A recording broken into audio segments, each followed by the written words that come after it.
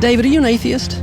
Yes. When did you become an atheist? Around age 12. Believing in God makes no sense. It's to me, it's the dumbest thing. It's for people that can't accept the fact that they're going to die and rot in the ground like I'm going to do, and it gives them some relief from that thought, because it's not the nicest thought in the world. Are you an atheist? Yes. Yes, I am. Yes. Yes. Yes, sir. Are you an atheist? I am. Yeah, I'm an atheist. Yes, I am. Alex, do you believe in God's existence? No, I do not. How long have you been an atheist? I would say probably since I was about 15 years old. So you don't believe in the existence of God? No, not really. What happened when you were 15? I started questioning things, and I really just started to think about the logic behind everything. For the most part, we are not shown the evidence for there being a higher power. If we were, I almost guarantee that almost every atheist would immediately agree to there being a higher power. Are you atheists? Yes. Why? Well, I just haven't seen enough evidence, I suppose. I grew up in a Christian family, and just over the few years during high school and as I grew up, I just realized that there wasn't a lot of evidence to support that belief system. Are you open to evidence? I think I am open to evidence. It just would have to be extraordinarily compelling, like out of this world compelling. If you could be given evidence, reasonable evidence, would you listen to it? Yeah, I would. You're someone who has no faith or no belief in a higher power or a creator, but if you were shown evidence, you would change your mind because you're open. Absolutely. Flick through the pages of the book I just put on your lap, look at the color pictures, and I'll ask you a question.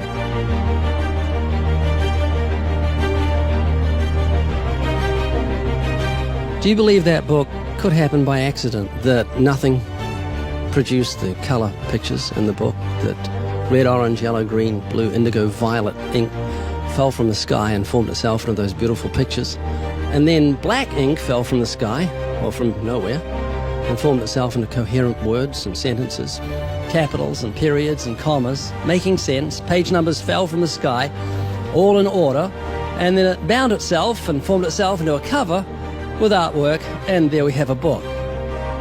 Obviously, intelligent design designed the book. Wouldn't that be correct? Yeah. Can you see where I'm going with this? Yeah. Tell me, what is DNA? What is it? Deoxyribonucleic acid. And it's what makes up our bodies and our cells and everything that makes us who we are.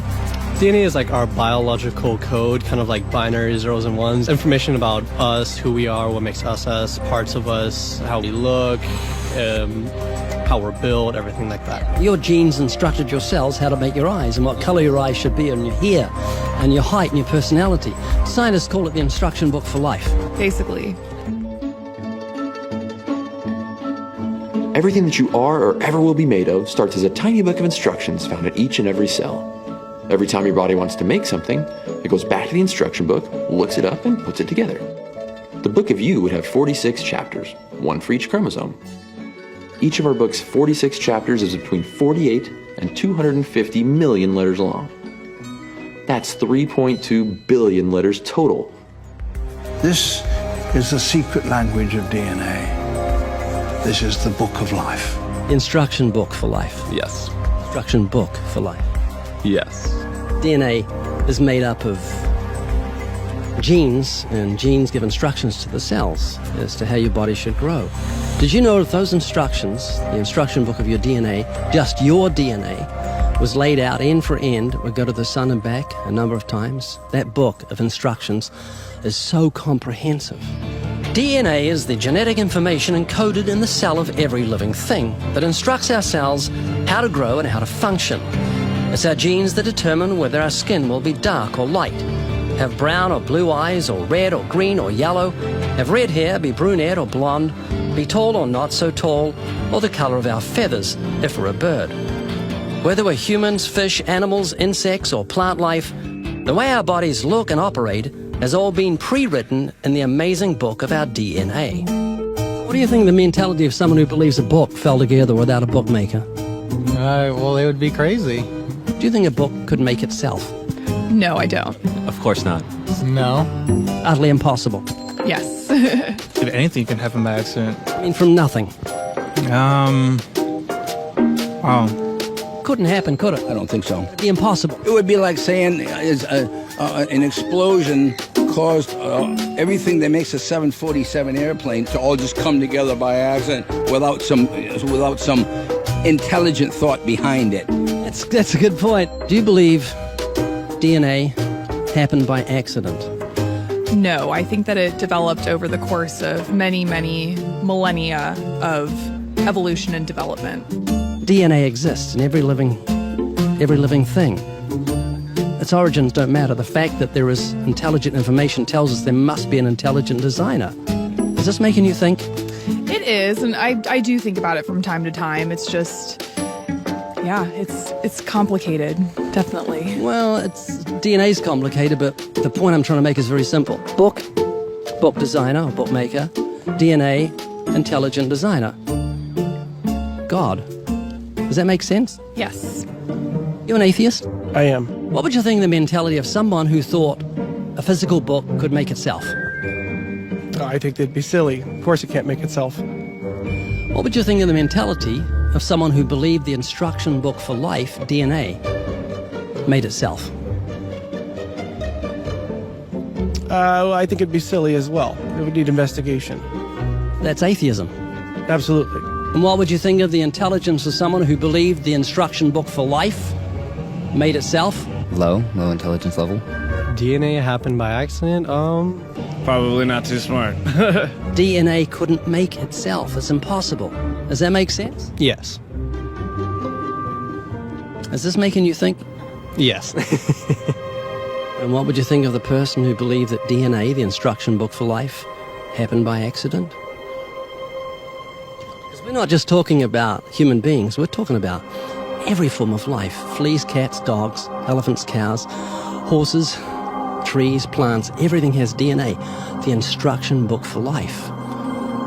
Which makes the book in your hand just seem feeble compared to the infinite intelligence that must have put the instruction book for life together. Can you see what I'm saying? Yeah. Do you believe DNA happened by accident? I believe it could. Explain it to me, how a program could make itself out of nothing on how to make a human eye, giraffe size, elephant size, cats, dogs, puppies, flowers, birds, trees. Every living thing has DNA that's so complex, it's mind-boggling. It must have been a genius beyond any human reasoning that put it together. And to say it happened by chance is infinitely sillier than saying a physical book happened by chance. All I'm doing is reasoning with you. I'm not arguing. I don't want to win an argument. I'm just saying I want you to concede something that's absolute common sense. You're an atheist, so you believe the scientific impossibility that nothing created everything. I mean, it can't be nothing. We all have to start from some point. I wouldn't say nothing created it. There had to be something there in the beginning. You like Richard Dawkins, don't you? Well, I mean, yeah, I like him.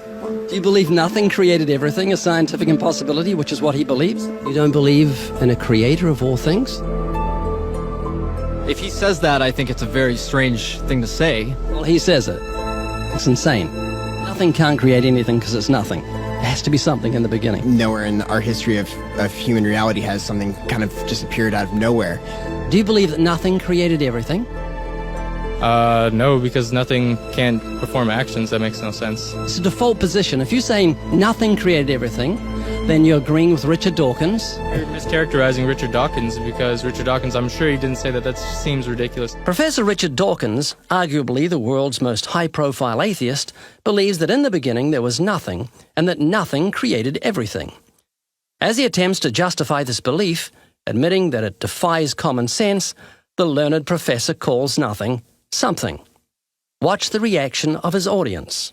Of course it's counterintuitive that you can get something from nothing. Of course common sense doesn't allow you to get something from nothing. That's why it's interesting. It's got to be interesting in order to give rise to the universe at all. Something pretty mysterious had to give rise to the origin of the universe. Which is exactly what's meant by nothing, but whatever it is, it's very, very simple. And why is that funny? Well, I think it's a bit funny to be trying to define nothing.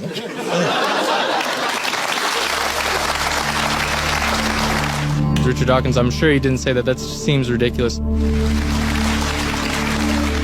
The audience reaction confused the normally eloquent professor because he's not used to being the object of laughter. What he didn't realize was he was talking to people who were endowed by their creator with the virtue of common sense. This was just another case where the emperor has no clothes. Someone should tell this man who has deceived millions, "You're talking foolishness." Is that what you believe? I mean, it can't be nothing. We all have to start from some point. But there has to be something that created everything. You just wasn't God. Is that what you're saying? Yeah. It's just evolution, how things became from one organism into many. But that doesn't solve your dilemma of the initial cause. There has to be an initial cause. If there was a big bang in space that from there issued cats and dogs and horses and cows, the sun, the moon, the stars, the seasons, and all this marvel of creation came from a big explosion, what caused the explosion, and where do the materials come from the explosion, and why is there such incredible order from the explosion? Every explosion I've heard of creates chaos, not order. That makes sense? Oh, yeah. This is what you're looking for. If you were looking for truth, this is your information that you need to say, wow, that's logical. How could all this design from the atom to the universe, an incredible order, just happen by accident? Because an atheist actually believes nothing created everything, which is scientifically impossible. And I'm trying to say, Haley, I just want you to think. You're not just a blob of nothing, that it came from an explosion that created order, which is against nature. That means that you've got purpose and meaning in the universe. So it's not altogether bad news. I just want a relationship with whoever built me. This is too much, too weird that it happened by accident. It didn't happen by accident. I don't feel that.